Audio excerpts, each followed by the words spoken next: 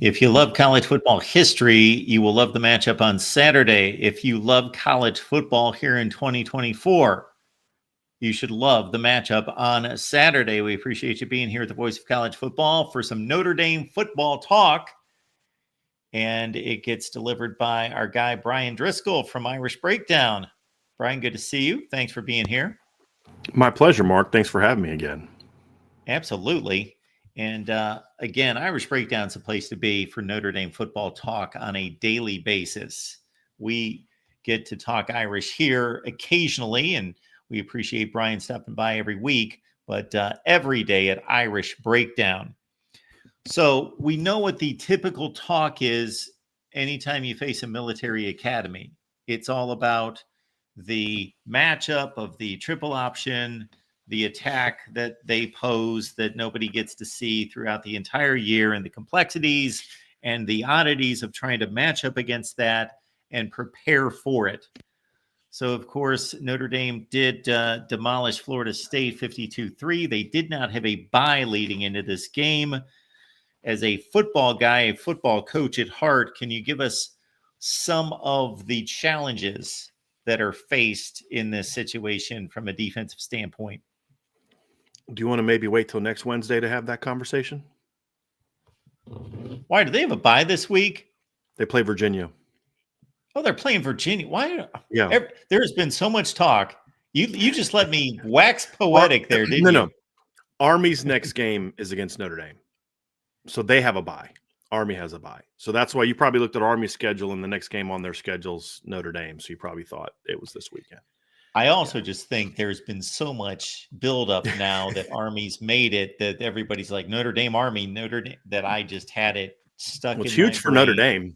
I mean, it's huge for Notre Dame because it's their opportunity for their biggest win. If they're able to beat Virginia, it's an opportunity for another top 25 win in late November. So it is an important aspect for Notre Dame. There's no doubt.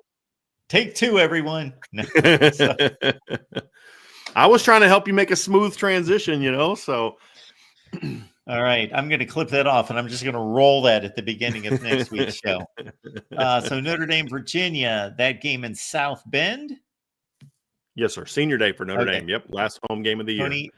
All right. Tony Elliott and the crew had lost 3 consecutive games. They went to Pitt on Saturday night. They were aided by a 5th down call. That was an interesting one, not necessarily of the infamy of Missouri and Colorado back in 1990, but there was a situation in which, as I understand it, I did not see the play, that Virginia was stopped by Pitt's defense on a 4th down play, but the officials were not set in their positions to properly call the play, and therefore they allowed Virginia to run the play again. Is that not what happened? I don't believe you, Mark. I don't believe that the ACC officials would screw up something that bad. I have never seen anything like an ACC official costing a team a game or impacting the outcome of a game like that. I don't know if I can believe that, Mark. At least in a game that didn't include Miami. It's just gotten so bad, Mark. It really has. Oh, goodness gracious. You're like, did I mess it up again? No, Pitt was just, honestly, Pitt was not the better team that game anyway. I mean, it's unfortunate it turned out the way that it did, but Pitt wasn't the better team that day. And what you see from Virginia, Mark, is this is a team that doesn't have great talent outside of a couple guys. I mean, Jonas Sanker's a dude at safety. I mean, he's an outstanding player.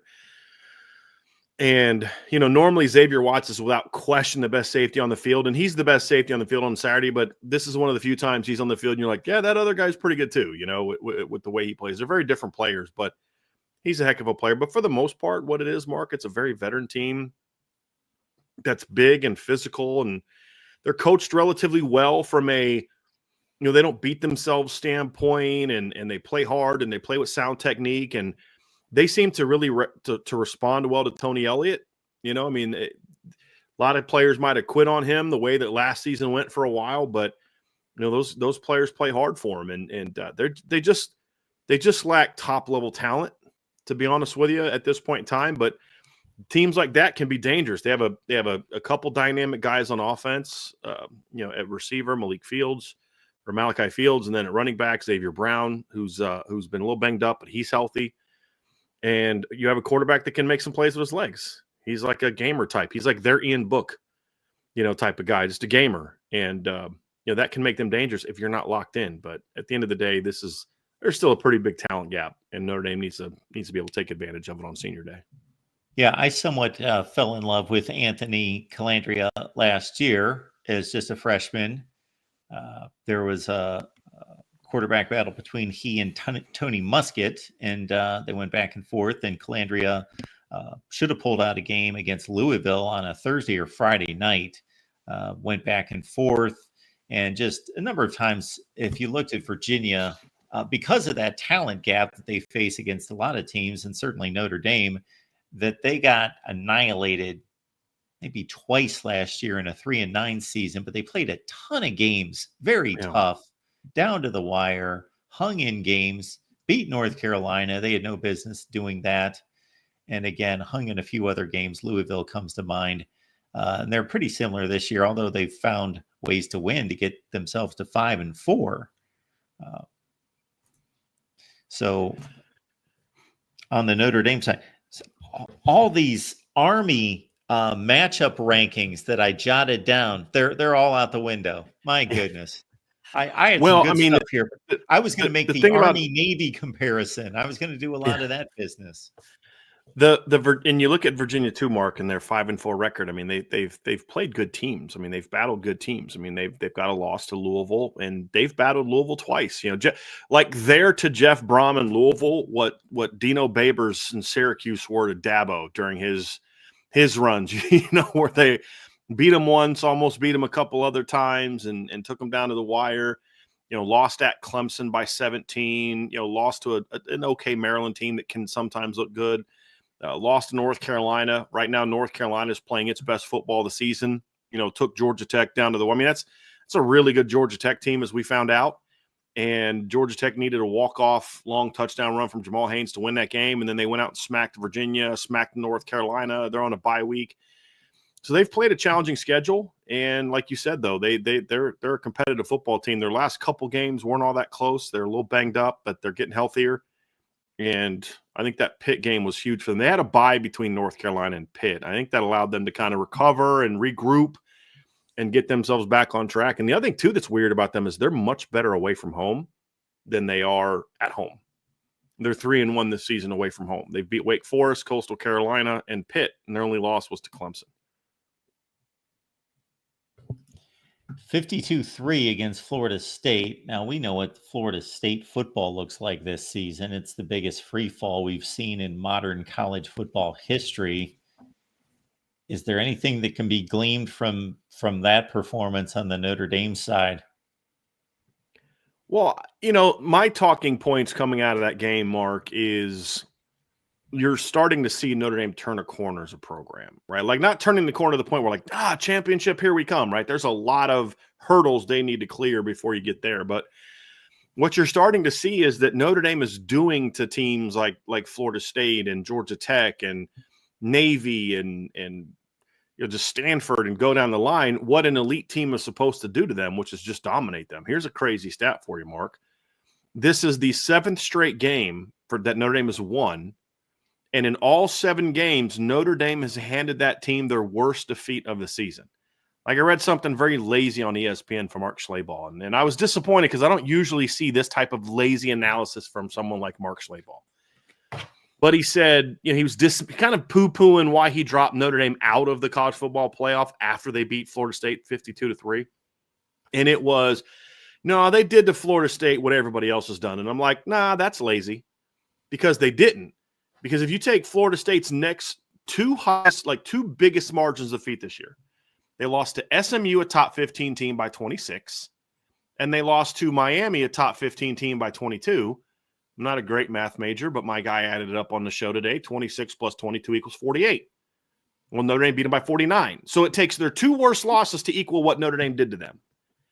And when you've done that for 7 straight games, I mean, I was making a point on Twitter the other day, and Ohio State fans just failed to understand it. It's like anything you say, anytime you bring up Ohio State, they think you're attacking them.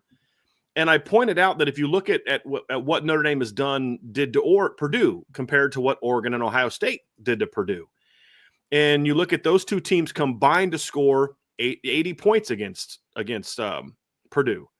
Well, Notre Dame scored 66. I'm actually going to find this tweet because it was actually it's like kind of looking at it. Let me get here it is. Oregon and Ohio State combined to outgain Purdue by 347 yards. So total difference in yards, add those two together. Notre Dame outgained Purdue by 416 yards. Ohio State and Oregon combined to rush for 304 yards against Purdue. Notre Dame rushed for 362. So, of course, Ohio State fans took that as, oh, you lost in Northern Illinois. I'm like, don't be dumb. Who are the number 1 and 2 teams in the country? Oregon and Ohio State. Who have I advocated should be ranked number 1 and 2 on my show? Oregon and Ohio State. I'm making the point that if you take what right now would be the gold standard of college football, those two teams, and you look at how Notre Dame performed against them, and you look at how Notre Dame performed against Florida State compared to like a Miami, for example, or a Clemson, for example, if you look at how Notre Dame has performed against different teams they've played, you look and say, well, like, okay, well, boy, they're really dominant. And they're dominant even beyond what other really good teams are able to dominate those teams. So it's drawing a comparison. It's not meant to say if Notre Dame played Ohio State tomorrow, they'd win by, X number of yards. You're missing the point. The point is when you watch this Notre Dame team week after week after week, they're playing absolutely dominant football. But here's the scary thing, Mark. I didn't think Notre Dame played great football against Florida State. They played good. They didn't play great. They had some real sloppy misses. Riley Leonard had a couple misses of throws that he should have made. You had 2 big drops in the game. You had some missed tackles. The run defense was okay, but not great. And it was a kind of a sloppy game because you're coming out of your bye week. You've had some time off, and it just took them a while to kind of get going. And they still won by 49 against a Power 4 team. It's a sucky Power 4 team. But you've handed 2 teams this season the worst regular season loss in their program's history. This tied the one for Florida State, and Purdue's the worst loss they've had in school history. When you've done that in a 7-game winning streak, you're pretty friggin' good, and that's the point. And the Florida State game was just the latest example of that. Now, for the key for Notre Dame is, okay, can you keep it going? So, of course, the college football playoff ranking came out, and we will pop that on the screen here because Notre Dame stacks up at, I'm forgetting briefly, they are number 8. Okay, number 8, they move up 2 spots at 8-1. So what do you like? What don't you like? Start with Notre Dame, but even go through the entire process and how you think it's being executed to date. My biggest beef in that, Mark, is Penn State. That's really the only one I have a huge problem with. Like, I don't understand why Indiana barely beating Michigan and BYU barely beating Utah is cause to move them ahead of Tennessee. So my issue is the process. I think the result is justified. I think they should have already been ranked ahead of Tennessee. It was like, okay, but why now? Like, did you need an ugly win over a 5-5 Michigan team to finally be convinced that Indiana was better than Tennessee? Mm-hmm. Did you need BYU to need officials' help to beat Utah on the road, who's 4-5, to know that they're better than Tennessee? It was more of a process thing, but I have still yet to have anyone give me a case on why Penn State is a top 5 team. I haven't heard a good case that Penn State should be a top 10 team, much less a top 5 team. And the only case that I have been given so far is, well, they had a quote unquote good loss to Ohio State. Okay. What does that mean? Georgia has a good loss to Alabama. So what does that mean? Because the issue I have, and I can see you're going to have the same one, at some point in time, this is what we used to do with Notre Dame, or not we, I didn't do this, but this is what people used to do with Notre Dame. Remember? Well, they have a great loss. So what? Who did you beat?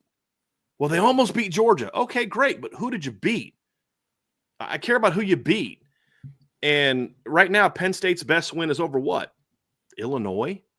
I would argue Notre Dame has 3 wins better than what Penn State's best win is. So are we really going to have Penn State 4 spots higher because their loss is better? And then you look at how, I mean, we talk, okay, so let's do the eye test, because people say, well, how do you have Texas at number 3 when Texas hasn't really played anybody either? Well, I would actually argue that Texas's resume is stronger than Penn State's because Texas has played more teams. And I'll do the math again and update my numbers. I haven't quite got to the Big Ten yet. But in my numbers last week, Texas has played twice as many teams with a winning record that Penn State had played this season. They just hadn't played any ranked teams. But here's the difference. When you look at Texas compared to Penn State, Texas is smacking people. Texas had a bad day just like Notre Dame had a bad day, just like Ohio State had a bad day against Oregon. That stuff happens, right? But you look at how Texas has played, and Texas has gone out there this season, and they've dominated just about everybody they've played, right? Blew out a 6-3 Colorado State team, beat Michigan by 19 in a game where you and I both know they could have put 2-3 more touchdowns on the board if they wanted to. Went out and dominated UTSA, dominated Louisiana Monroe, dominated Mississippi State and Louisiana Monroe and Mississippi State with their backup quarterback, dominated Oklahoma, outplayed Vanderbilt. That game wasn't as close as the final score, and then just dominated Florida a week after Florida took Georgia down to the wire. And then I look over at Penn State's resume, and we're like, ooh, really impressive 7-point win over Bowling Green. Really nice 21-7 win over Illinois. Really, really nice win, 27-11 win over UCLA. Hey, great job beating a 4-5 USC team in overtime when you had to come down from 2 touchdowns.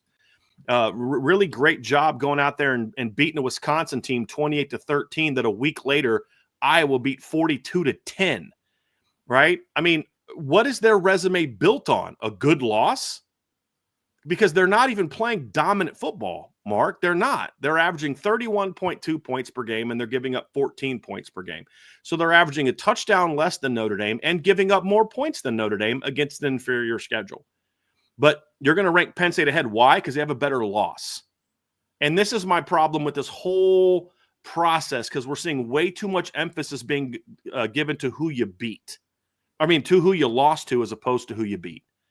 Who you lost to needs to be part of the process. That's why I'm not advocating for Notre Dame to be number 3 or 4. They're relatively properly ranked. But at some point in time, don't you think your resume should be built on who you actually lost? Who you actually beat, I mean? Right? Like, so, well, you know, Boise's ranked high because of who they lost to. Not really.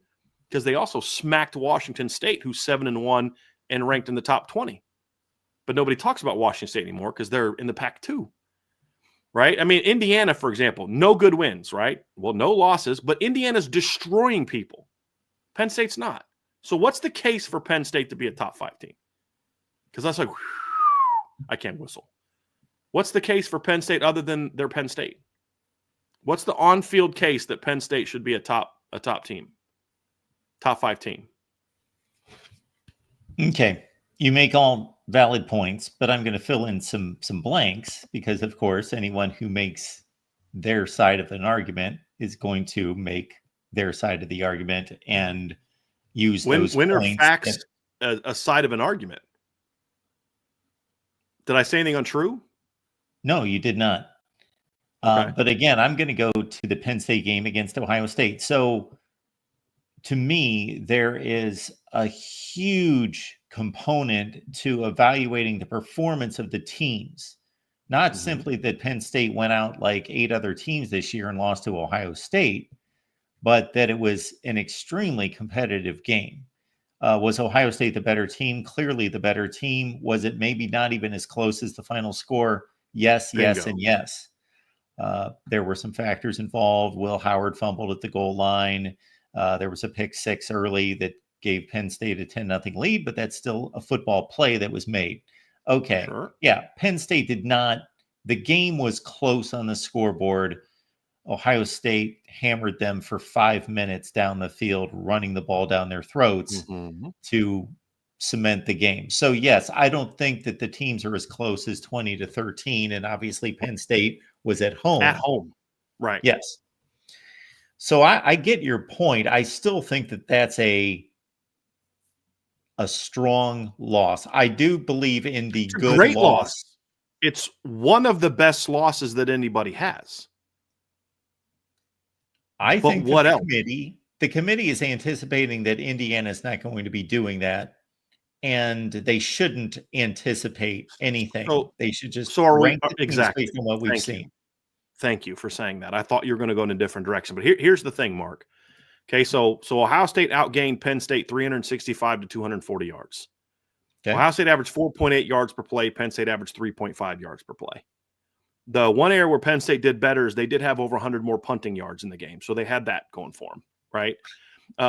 Like at what point in time? Again, I ask again.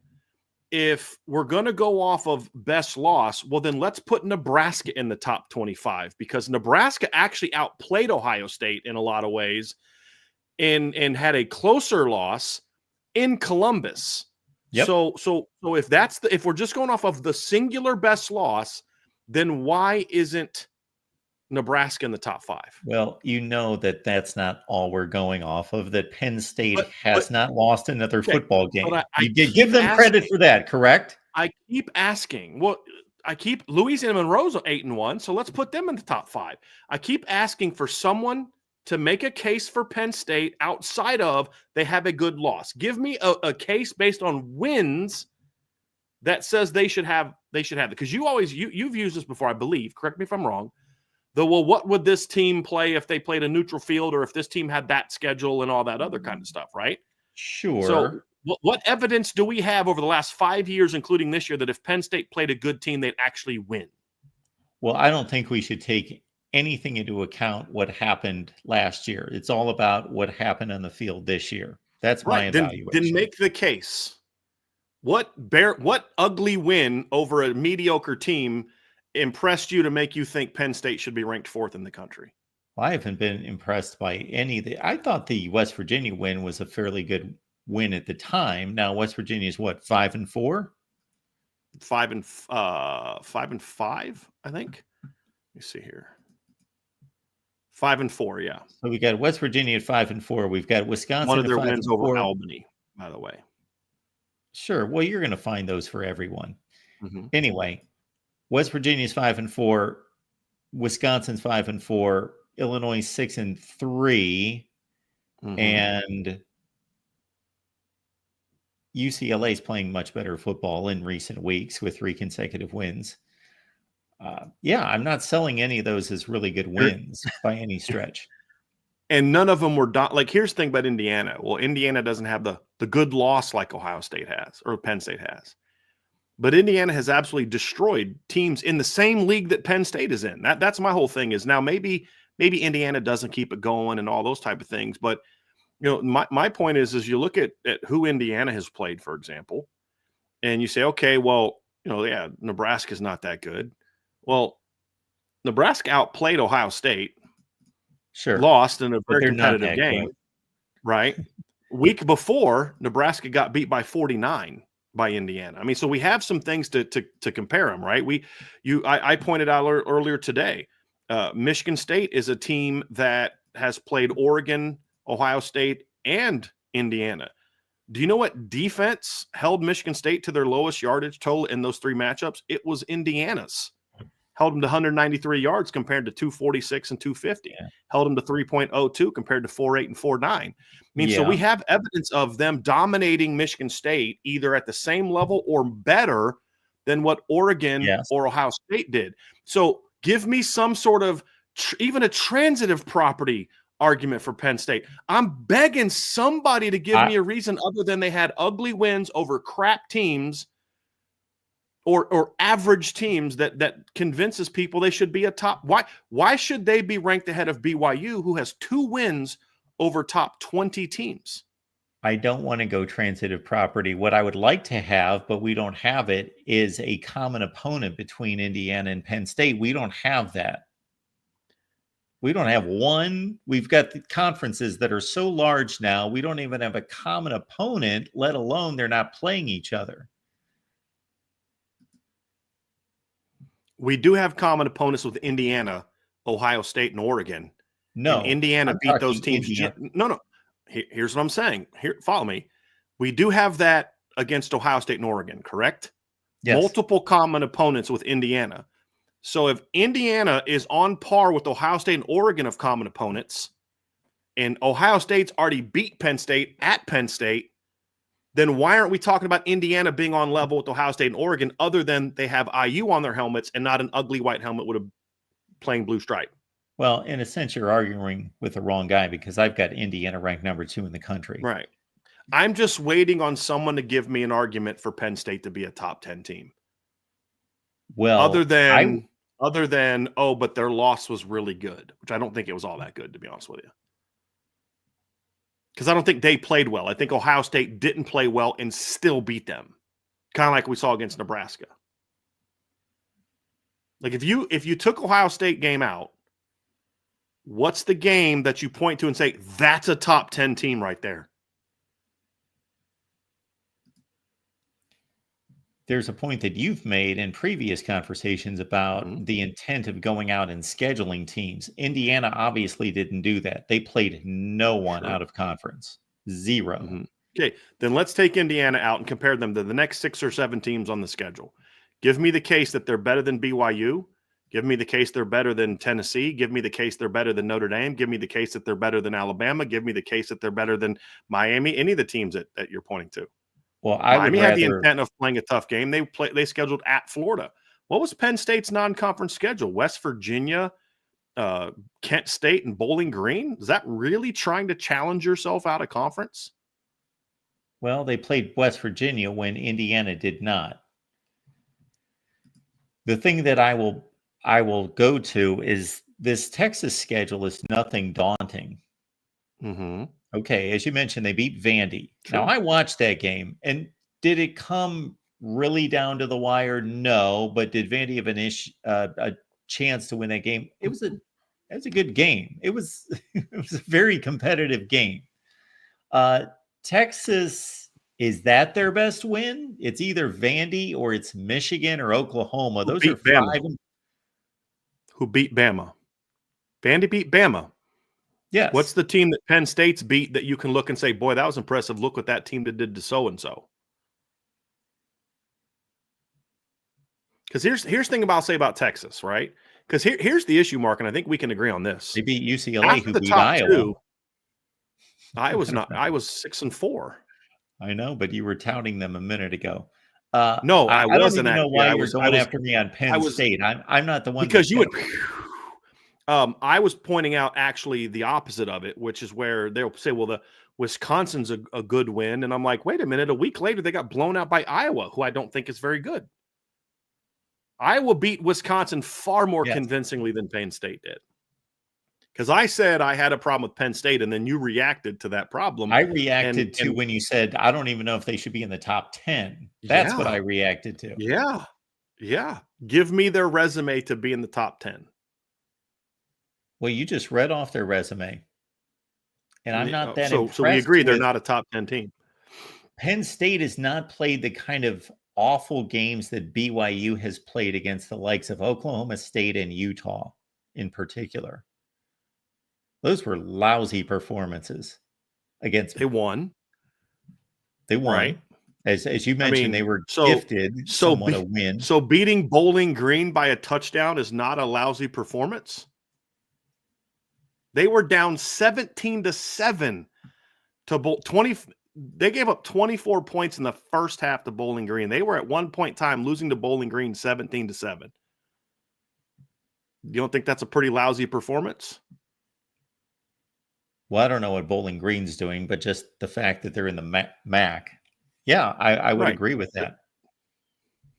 Okay. We just said they didn't have that type of lousy performance. Well, there's one. I'm giving Penn State, again, the Ohio State performance is much better than the Texas loss to Georgia, for one thing. Oh, sure. I mean, it was more competitive. Yeah. And it was to a better team. Right. But I can point to them beating teams by 50 and 40. And again, that's the thing is if you're going to have something where, well, we don't have a good loss or our loss is better than your loss, We're missing the boat. A championship should be decided by a bunch of teams who have proven on the field that they are a championship caliber football team, not by a bunch of teams who lost impressively. Right? I mean, that's my thing. So I can Miami. All right, Miami's got some ugly wins as well. But you know what? I also have seen Miami go on the road and beat a top 20 Louisville team. It's a pretty good football team. It's better than anything Penn State's done. Right? Yeah, they lost to Georgia Tech. Georgia Tech's a good football team. Look at who they've lost to. Right? And so you can point to Tennessee. They got a bad loss to Arkansas. Penn State's got a better really a good football team. They're decent. They're okay. They lost to Virginia Tech. Right. They were down to their third string quarterback in that game, and it was a week after. First of all, go look at what every team that plays Notre Dame does the week after they played Notre Dame. 2-6, the only two teams that have won. I think it's Texas A&M beat McNeese State, and Miami beat UMass. Every other team has lost the week after they played Notre Dame. But again, I can point to a lot of teams. SMU has a better resume than Penn State. Their only losses to BYU by 3 points. They've got a road win over Louisville. Again, Louisville's got 3 losses. They lost to Notre Dame by a touchdown. They lost to SMU by a touchdown, and they lost to Miami by a touchdown. And they just blew out Clemson. Georgia Tech was getting ready to kick a field goal to make it 24-22 in the fourth quarter and got blocked and ran back. That's the only reason it was a 12-point game. So I don't know if you do rankings, but what are they, or what would they be? Who? Your rankings. Are you talking about for Georgia Tech or overall? No, how would you rank these playoff contenders? I haven't done a ranking yet. I would have Oregon 1, Ohio State 2, Texas 3, Indiana 4, BYU 5, because we're going to find out next week if Indiana's legit or not, but based off the resume. I would probably go Tennessee 6, Notre Dame 7, and go probably Bama 8.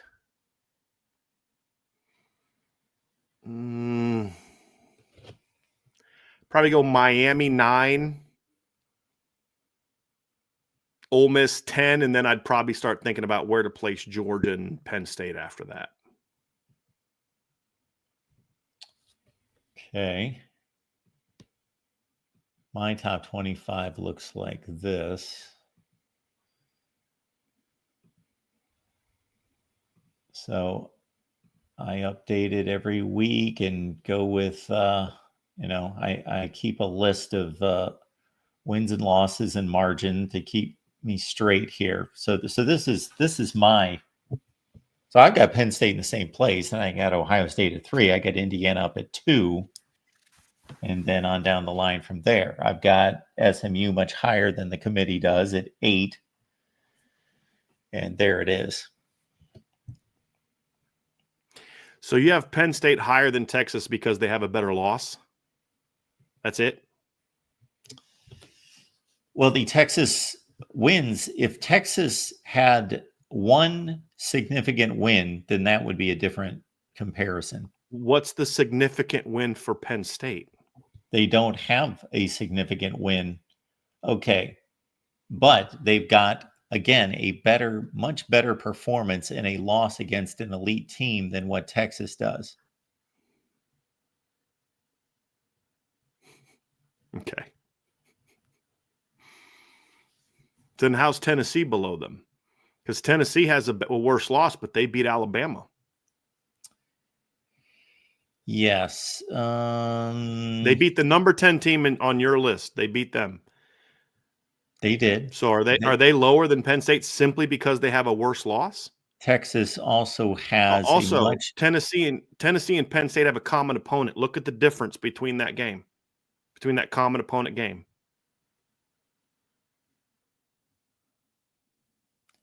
You're saying Penn State and Tennessee. Oh, they have a common opponent. Yeah. 71-56. Do we really think that's significant?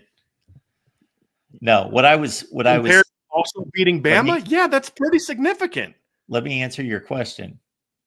Texas and Tennessee, you've got a 32-point win by Texas over Florida, and you've got an overtime game Tennessee and Florida, and you also have a 4-touchdown win, Texas over Oklahoma. Tennessee won that game by 10. Texas should be ahead of Tennessee. They should both be ahead of Penn State. And again, Texas, although they were beaten down by Georgia, they did get it to within 23-15 in the fourth quarter, and Georgia's obviously better than Arkansas pretty significantly. So Tennessee has a win over the number 10 team in the country. They have a more convincing win over a common opponent, but Penn State's higher than them because they have a better loss. So we're basing these rankings off who has better losses. No, we're not. Again, once you get to a certain stratosphere of wins in terms of point spread, it's not significant to me that you beat somebody by 56 or you beat them by 71. So good loss is important. What's the next top criteria be after a good loss? These are the 3 criteria for me. Number 1 is just flat out winning and losing, the results of the games, wins and losses. So I'm going to give the nod of an undefeated team over a 1-loss team just automatically to except BYU, a reasonable extent. No, that's a starting. We're at a starting place. Number 2 is obviously who you played, the strength of the opponent. And then number 3 is the performance. You're going to get more credit for winning a game 50-0 than somebody else did 28-27 over the same team. Those are the basic 3 criteria. What was the second one again? Who you played, the strength of the opponents. Okay. So this is where you just said how bad one team beats a team compared to another is going to have an impact, right? So Tennessee and Tennessee and Penn State have a common opponent. Yes. But you're going to dismiss that because you just think they're terrible. Yeah, Tennessee has a significant, I'll say this, the gap between Arkansas and Ohio State, is that really that much different than Bama and Illinois? No. Okay. No. Ohio State's one of the 3 or 4 best teams in the country, and Bama might be that good, but they're certainly one of the 8 or 10 best. Sure. And Arkansas and Illinois are the 40th best teams in the country? Right. So Arkansas and Illinois, we would say are comparable, right? So the worst loss is comparable to your best win, right? My point is, when you have a resume where you have beaten a team like Alabama, who you have in the top 10, in a game where you pretty much outplayed them, my question is, at what point in time do you say, well, the best win is not greater than the worst loss? Right? You get what I'm saying? That's the thing that I'm struggling with here is trying to understand how Penn State having a better win is more impressive than a team like Tennessee, who has a far better win and also has some other convincing wins. Good common opponent win, beat a 5-5 NC State team by 41. They've played some bad teams. They've had some clunkers as well, like Penn State needing overtime to beat a 4-5 USC team. Right, Penn State struggling to put away UCLA at home. Tennessee struggling and needing to Penn State struggling and need to come back from 17-0 against Bowling Green. I mean, they've both got some clunkers. We can agree to that, right? So, I go to say you're basing it basically. The only argument you have for Penn State being ahead of Tennessee is that they have a better loss. Yeah, even though their difference in win is and Tennessee has a significantly better win than Penn State.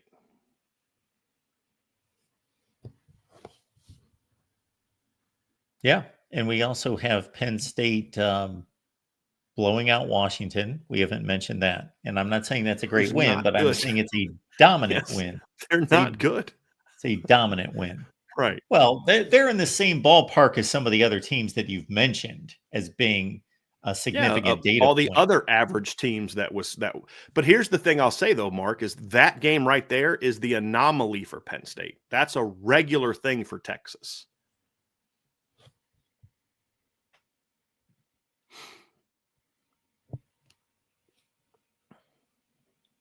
Yeah, And I'm not going to get into Notre Dame because it'll come across as homerism. But again, Notre Dame has significantly better wins than Penn State does. They have a way worse loss. So again, the entire criteria is about, because you can't argue Penn State looks better than Notre Dame when they play. You can't argue that. Can't argue that. The only thing I'll say is I know you. I know you. I know this about you, Mark, and this is what I'll say. We disagree on a lot. By the end of the year, when Notre Dame and Purdue have played common opponents, I know you'll factor that in. I do. Because they will have played two teams on the same field. So I think obviously Notre Dame will get their chance to make that statement to you. I do understand that. But again, if you're going to talk about, okay, who they lost to, big time edge to Penn State, they lost to a much better team. No question. But the wins are not even close, and how you're winning is not even close. Because there's not a team in the country that has won games by a bigger margin than Notre Dame. Literally not a team. No one.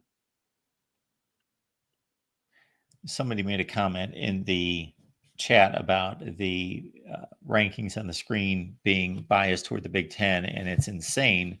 Well, I got a track record that I will put against anyone in regards to not being biased toward any particular teams or conferences, and that can be proven for all the years that I've done this. It just so happens that the only two undefeated teams outside of BYU in the entire country on this level of play are obviously in the same conference, number one, and that another major team obviously played the number one team to a 1-point game on the road.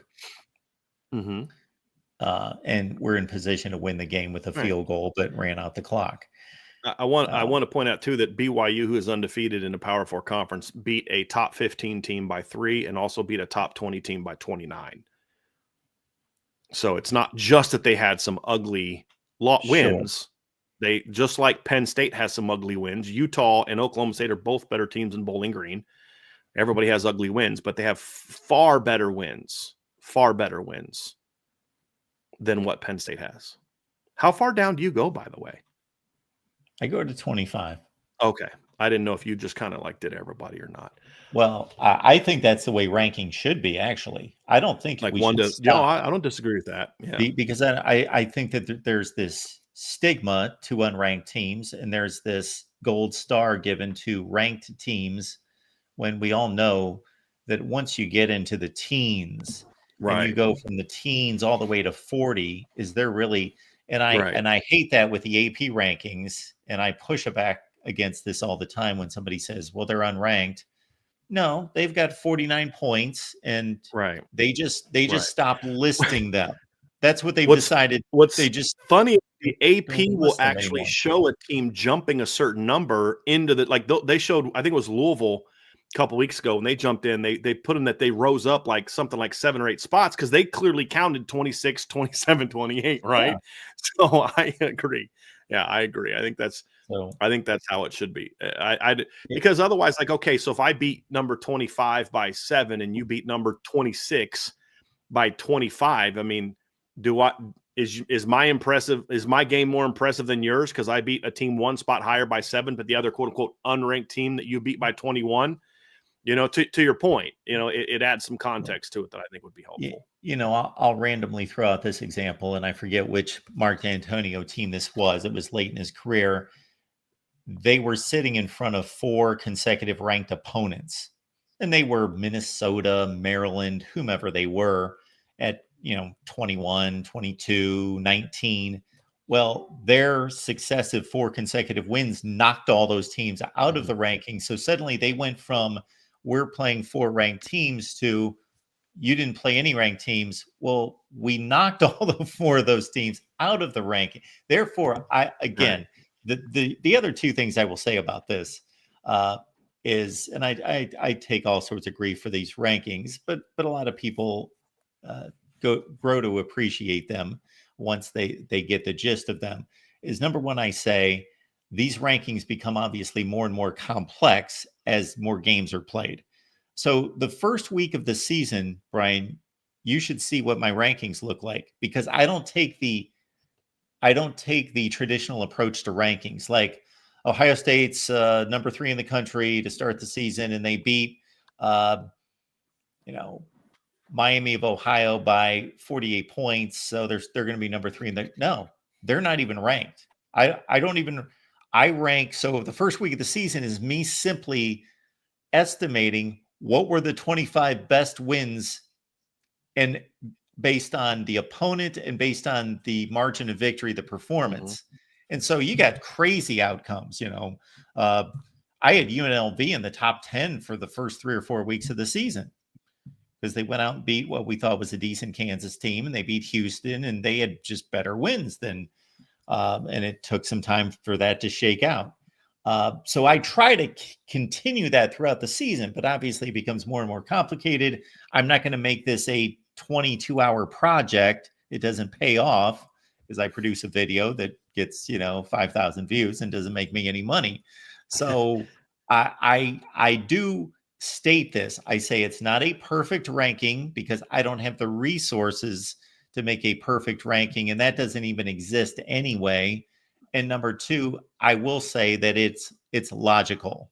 I take a logical approach to it, and I do my very best. It's impossible to strip away the bias of the brand names and what I know of the talent on the teams.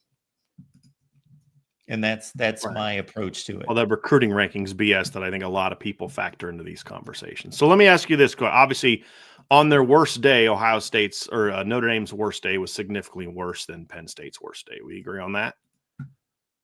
Sure. Okay. So the other 8 games that they've won, who's more impressive? Let me say one other thing before I answer that. The other thing I attempt to do, again, I'm looking at like 60 teams, because as you can imagine, after 25, I'm still, and I group them together like these are the 2 lost teams, the 3 lost teams, the 4 lost teams. Is I also try to review the previous games to say, okay, what did Texas A&M do this week? Well, they obviously had some really good performances after Notre Dame beat them, but then they had, the trip up against South Carolina that looked bad. And I don't egregiously swing the rankings based on, but I try to adjust to, and I think this is where the AP voters get it wrong. They've got a set opinion on teams, and so therefore, you beat South Carolina in week 5. That win is what it is. It whatever it was then, and I think the thought process needs to be somewhat adjusted. Sure. Okay. Texas or Notre Dame. Can I just see the rest of your top 25 real quick? Yeah. So if you don't mind, get a little gap there. Word docs. And so there we've got obviously the losses are at the end of the row in bold. So why is Louisville not in your top 25? That's a great question. Then I just they have 3 losses. Where are they? Did you just forget about them? You know what? That's man, you might have tripped me up on that one, because I'm pretty high on Louisville. Did I? Unless when I produced my video, I've done that I before. threw them in there. Because I saw you don't have them in the top 30 based on what I just saw. That's obviously not right, because I've actually, even before they let's see, they beat Clemson, then they were off, right? Or did they have? No, they were off last weekend. Yeah. And their 3 losses are the teams you have in the top 20 by a touchdown.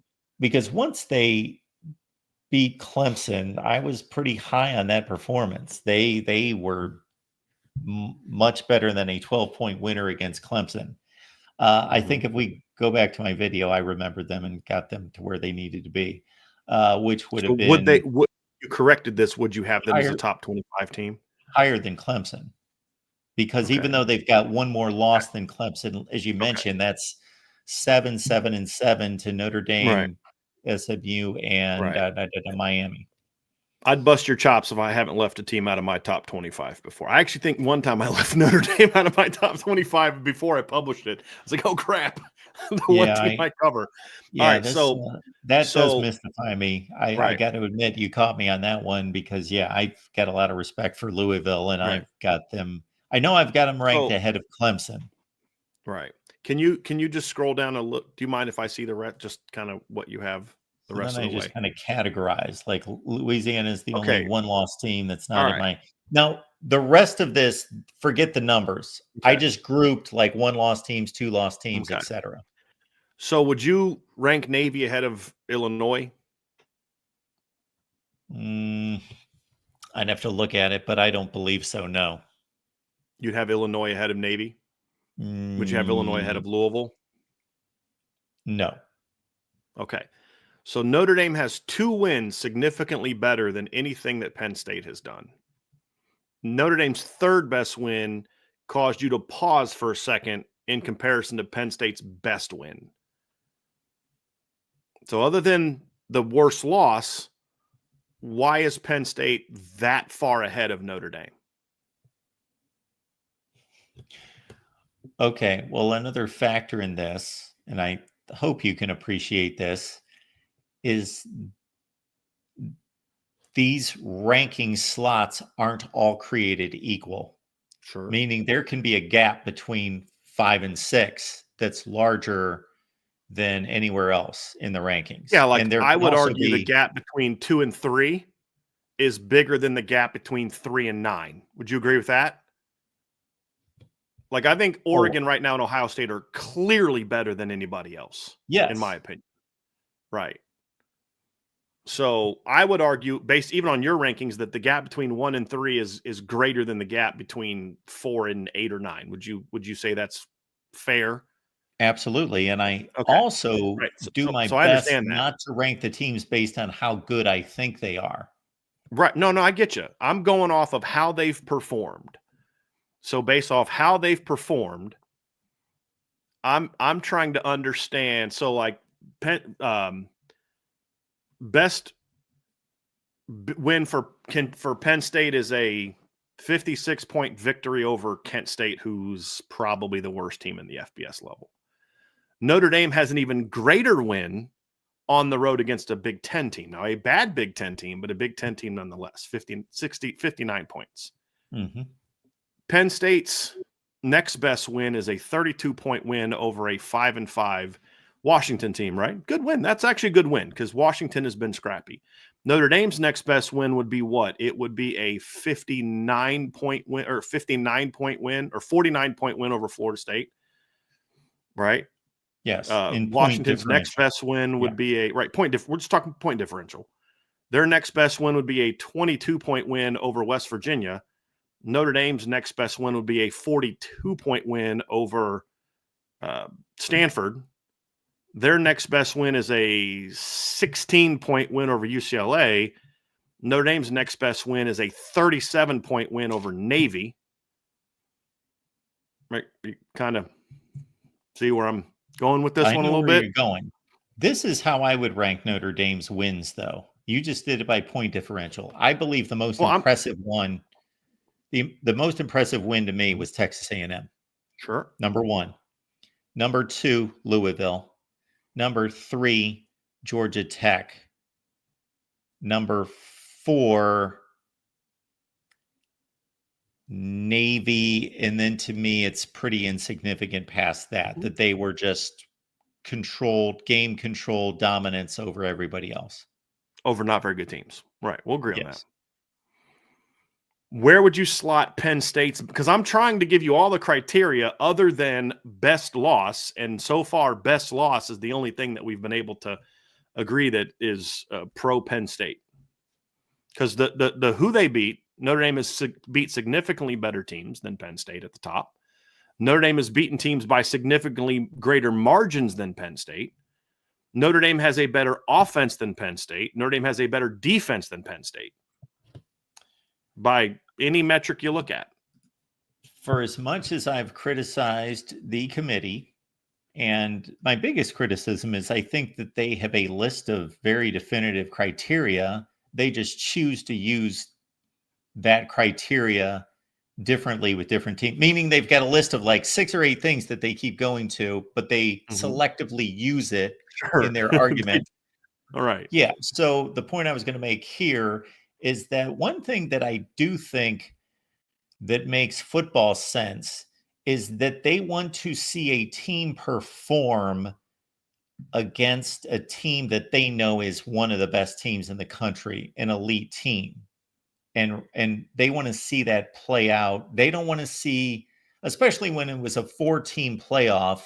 One of the reasons Ohio State got left out in 2018 is they went and got annihilated by a marginal Purdue team by 4 touchdowns, because other than that, Ohio State had better wins than Oklahoma, but the committee didn't want to select a team that there was a chance that could get embarrassed in a game. Likewise, they want to select teams that can show that they can play one of the best teams in the country in a competitive game.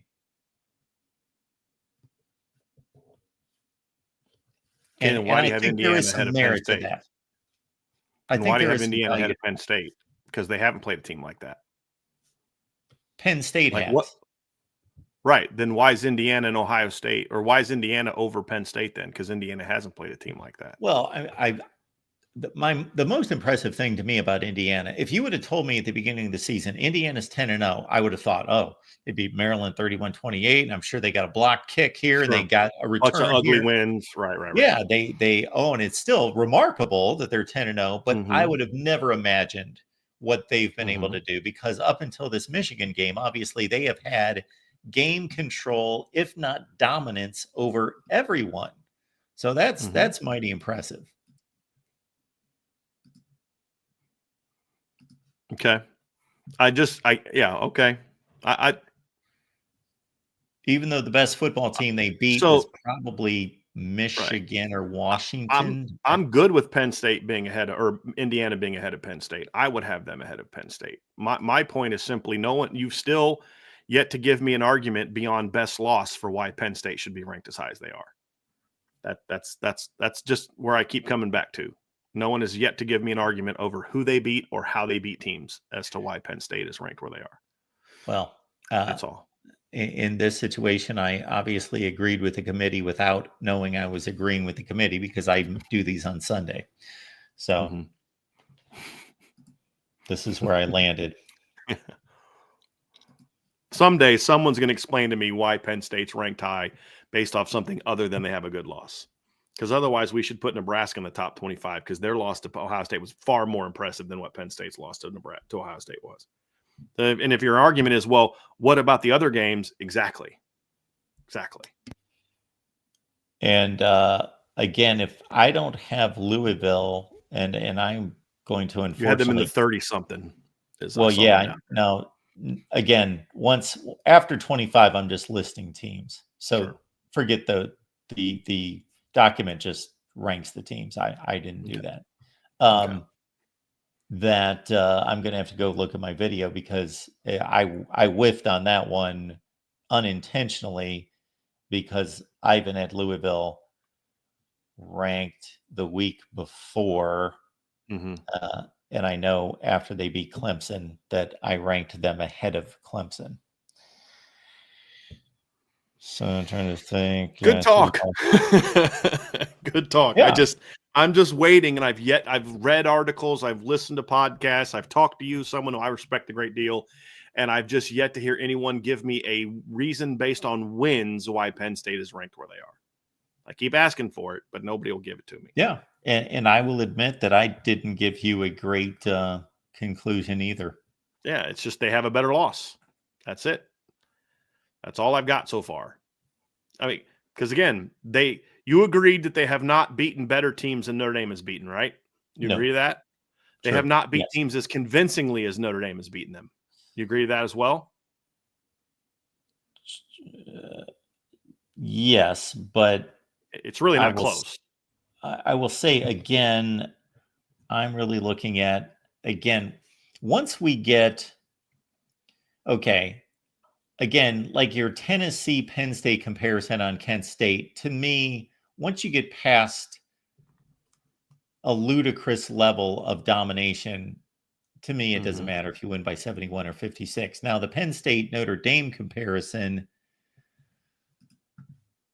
yes, Notre Dame, Texas A&M, Louisville, Georgia Tech, again, to me, those three games are the games that I think they're playing a significant opponent. And for me, Penn State, who really counts as a reasonable opponent? I think West Virginia, Illinois, UCLA, everybody in the Big Ten that they've played is a reasonable opponent, meaning they're not a joke. They're at least a decent team. And I do think teams change throughout the year. And I think that USC was playing pretty good football at the time that they caught Penn State. Now, does that excuse a overtime game? They had just lost to USC? Minnesota. Yeah. USC had lost 2 of their 3 previous games. They had lost to Michigan and lost to Minnesota. Yeah, I know. That's not playing good football going into that game. They had lost 2 out of 3 games and overcame a 21-3 deficit against Wisconsin to win that game. There was a Wisconsin game in there too, yeah. Yeah, they had to overcome a 21-3 deficit at home to beat Wisconsin, who's also not very good. And like Penn State was down 2 touchdowns to Bowling Green and USC. Notre Dame has never been down by 2 touchdowns to anyone ever in any game. And they lost to NIU. Yeah. Again, we're back to better loss. Yeah, that's a really egregious law. Like, can we find a loss by anybody in the top 25 that's close to that? So again, you're making my point. You're basing it off of the one loss, not all the other wins. So you still have yet to make an argument for why Penn State's ranked high, other than they have a good loss. But you have to admit, which is why Notre Dame is not ranked in the top 3. Yeah, losing to Ohio State by a touchdown and losing to NIU. Never said it was similar. Never said it was similar. But what I'm saying is you at least have to admit that the only reason that you have Penn State ranked where they are is because of they have a better loss. You have no basis on how they've played or who they've beat to have them ranked where they are. And to that, I would say, then why isn't BYU ranked higher, who has 2 wins over top 20 teams and 0 losses? Because BYU has proven they can beat a top 25 team. All Penn State has done is prove that they won't get blown out by a top 25 team. Yeah. Well, I would also say... And I would say, then why don't we rank Louisville ahead of Penn State? Because all Louisville has done is play more top 25 teams and lost by 7 to each of them. But they have a blowout win over a top 25 team. So if we're just going to go off of you were competitive against good teams, then where do we draw the line? You have to give me some sort of argument based on who you beat. We're not talking about a 5-4 team. We're talking about a team that won all of the rest of its games in Penn State. And BYU has won all of their games. And they lost 0 games. I think you can understand the argument that performance against Ohio State is more impressive than anything BYU's done. How? BYU has 2 wins over teams because if you're going to say that, Mark, then I'll ask you again, why isn't Nebraska in your top 25? Because they were far more impressive. They horrible teams. So what you're saying is it matters what you do in the rest of your games. Of course it does. They all count. Then except for Penn State. Except for Penn State. Because with Penn State, you're throwing out all 8 of their wins. They took care of business in all these games. You're punishing BYU for not playing Ohio State. Which, out of all these Big Ten games, Penn State played 1 really close game against USC. And I will even admit, I watched the game. I thought they were outplayed. Yeah. But they came back and won the game. The rest of these games were not that competitive. Like the UCLA game. That game was 27-3 with like 2 seconds left in the game, and UCLA scored literally 2 seconds left in the game. Touchdown, 2-point conversion makes it 27-11. Otherwise, that's sitting at 24. Like, does that really matter? They scored The Illinois, 27 points against UCLA. yeah, UCLA is giving UCLA. up 27 points on the season. Like, again, we go back to the knock on BYU is what? That they haven't played in Ohio State. They literally have 2 wins over top 25 teams. And your top 25, Yes. they have a road win over your number 8 team. Yeah. And so the punishment is, well, they haven't played in Ohio State. They have a horrendous. This Oklahoma State game was gifted to them, and this Utah game was gifted to. I laid in They pretty heavy won on the that one. game. I know They they won the game. game. I had to watch Penn Yeah. State come back from down 17-7 against Bowling Green. So it's like I feel like there's a different criteria for Penn State than there is for BYU, who actually has proven they can beat a top 10 team. All Penn State has proven is that we can beat mediocre teams in an unimpressive fashion, and we can play a close game against a really good team. And But they have not proven that they can beat anyone good. And well, some of your statements are incomplete. Penn State can beat mediocre teams unimpressively, but they can also beat mediocre teams impressively, like they did last weekend against Washington, and like they did when they were up by 24 points against UCLA, who's won now 3 consecutive games. And still has a losing record. They needed a 3-game win streak to have a 4-5 record. When you're banking your resume off of hyping up a 5-4 team, a 5-5 team, and a 4-5 team, and ignoring the fact that BYU has 2 wins over top 20 teams, like, what are we doing here? So those nice wins over 5-4 and 4-5 and 6-3 teams is more impressive than the fact that BYU went on the road and beat your number 8 team, beat a team you have in the top 25 by 29. I believe you had K-State in the top 25, correct? Yes. Right? Beat them by 29. Number 20. So they beat the number 8 team on the road and the number 20 team by 29 points. And that's not as impressive to you as beating Washington, who's 3-5, by 3 more points? Yeah. Well, Penn State did not have a high wire act against an 0-7 in the Big 12 team. They had a high wire. You're right. They had a high wire act against a MAC team. You're right. So again, it comes down to Penn State is really good because they only lost to Penn State or Ohio State by a bigger margin than Nebraska lost to Ohio State. If anyone would have sat down and watched BYU play Oklahoma State and Utah, who are a combined 1-12 in the Big 12. Did they win? Those are atrocious performances. Did they win?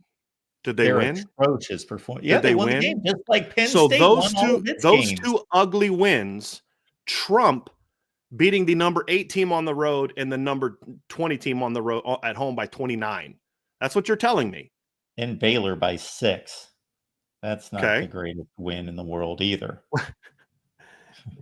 So hold on a second. So a Big 12 team that is 5-4 is a bad 6-point win, but now we're going to use another Big 12 team who's 5-4 to somehow hype up your Penn State squad.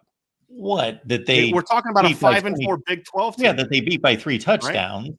Okay. You just said they're not that good. So if West Virginia, if Baylor's not that good, then West Virginia's not that good. They're from the same league and they have the same record. Like, well, got to at least be kind of consistent with how we're applying this. We got to be consistent. Penn State didn't mess around with West Virginia to the extent that BYU did with Baylor. Okay, but tell me why Baylor's a bad team. I mean, Colorado, who you have in your top 25, needed a Hail Mary at the end of the game to beat them. Yeah. So, I mean, Well, like, what has West Virginia done to make you think that they're better than Baylor? I didn't say that they were better. I know that they played a better non-conference schedule, so they had to deal with more difficult teams outside the conference. Who else did West Virginia? West Virginia played, in addition to Penn State, they played another power. They lost to Pitt, who just got their they lost brains to Pitt. beat in by SMU, who BYU beat. They lost on the final 30 seconds of the game against Pitt. They did. Who just lost to Virginia, who got blown out by BYU or SMU, who lost to BYU. Right? But so them winning ugly twice trumps 2 great wins. Penn State's ugly, a good loss trumps the fact they have no great wins. That's what we've concluded. And they played maybe the best team in the country.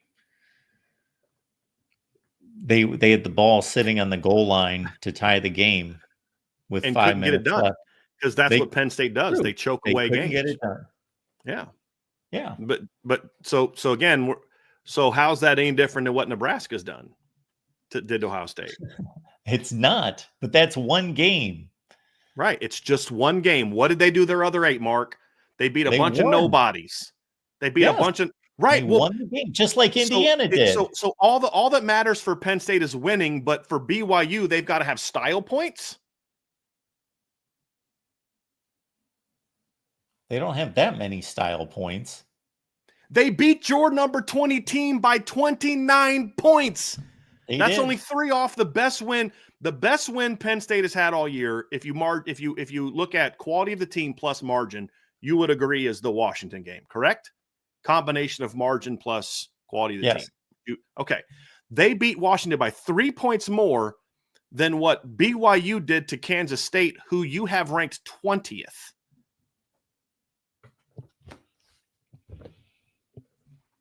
Who's a significantly better team than Washington. I would say that I didn't even hear your last sentence because I was reading some of the comments. So we've got somebody in the chat has lost all respect for me and my rankings. And I wish that person would never watch another video or live stream that I would ever do. Please do not. If you have lost all respect for me based on one statement that I made, please promise me that you will never watch anything else that I ever produce. Please do not. I do not ever want to see you here again, because if you have no respect for me, then do not waste your time partaking in this content. So please leave, get lost, never come back.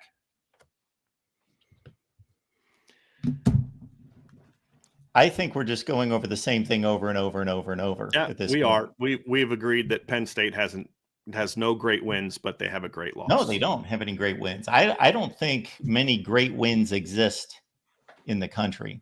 I don't know that they have any good wins, but hey, it's been fun. I think that'll do it for the night. All right, Brian, thanks for doing this. I appreciate it. Yeah, of course. It's always fun to talk with you, Mark. And next week we will have Notre Dame and Army. Yes, we can talk about the triple option, baby. Here's the great part about it, Mark. You already have your prep for next week ready. I got it right here, except it's going to change because I was going to compare that Notre Dame crushed Navy, but that Army is and I know I'm making a rough comparison. They're a much, much better, statistically, a much better version. Not that I've seen them play because I haven't watched them play. Much better version of Navy, meaning number 42 total offense versus Navy's number 63. Number 13. Playing Notre Dame helped with that. Sure. Yeah. number 13 in yards per play. Yep. Army is against Navy's 22. Have you seen Army play, Mark? No, that's what I said. I would encourage you, and I'll text you the game to watch. But if you're just kind of like getting work done and you want to have a game, just kind of on. I'm gonna tell you to watch the. Trying to find the game. Watch the East Carolina game because I want you to get a glimpse of this quarterback I think you'll really enjoy this kid, Bryson Daly, their quarterback. So pop on the East Carolina. It's just like as a background noise and just watch that kid a little bit. He's really fun to watch. Because you like how Navy in the past has had like those really dynamic quarterbacks like Malcolm Perry and Ricky Dobbs. And he's a lot like those guys. Just really dynamic runner. He's already got over 1,000 yards and he missed a game already. So came back against North Texas and rushed for 153 yards, and they held North Texas to 3 points. North Texas was averaging about 40 coming into that game. So very scrappy defense for Army as well. They're good. Yeah, they're scrappy again, team. Just making the comparisons, and I saw nothing of Navy until I watched them play Notre Dame, or at least watched the first until it was not competitive. That happens to a lot of teams that play Notre Dame. And then the score comparisons are generally in Army's favor as well. Navy has played. Navy's played a little bit tougher schedule though. They played Memphis, beat Memphis. They played Notre Dame. North Texas is the first team Army played all year with a winning record. But to your point, they're usually more convincing in their wins over than Navy has been so far. We'll see how they are against Notre Dame. It's going to be an interesting game. And in Yankee Stadium, it's the anniversary of the was it 1924, right? The against Army in Yankee Stadium. 44. Was it 44? Oh, it's the 100th. I got you. Yeah, with Newt Rockne. Yeah, okay. You're going back to I'm thinking of those historic like 1944, 45. Nope. Doc Blanchard, Glenn Davis. Yeah, no, it was 1928 actually is the win one for the Gipper. But yeah, this goes back to Notre Dame and Army played, I'm pretty sure on this one. Notre Dame and Army played in 1924 in Yankee Stadium. It was the Polo Grounds actually at the time, and it was one of those epic games. And Notre Dame ended up winning the national championship that season. So, yeah. So it goes back to that it's marking that game. It's that's the Four Horsemen team. Oh yeah. Yeah. So they played at the Polo Grounds in New York on October 18th back in 1924. And then that was Army's only loss of the season that year. And it was, I believe, that was Notre Dame's first ever championship team. Do you know who Notre Dame played at the end of the year, that Mark? Do you remember how that season ended? No. That was Notre Dame played Stanford in the Rose Bowl that year, at the end of the year. So, yeah, a lot of history that season. 1924? 1924. They played, they beat Army. That was Notre Dame's first national championship. And then they ended the season on January 1st and played Stanford in the Rose Bowl. Head coach for Stanford was Pop Warner. Sure. So some legends, Mark. That's amazing. Some legend. That's awesome. Yeah. So there we go. All right, Ryan. Appreciate you being here. And everybody, again, Irish Breakdown every day, 1 p.m. Eastern on Thursday. Make that the next stop. And we'll see you back here next Wednesday night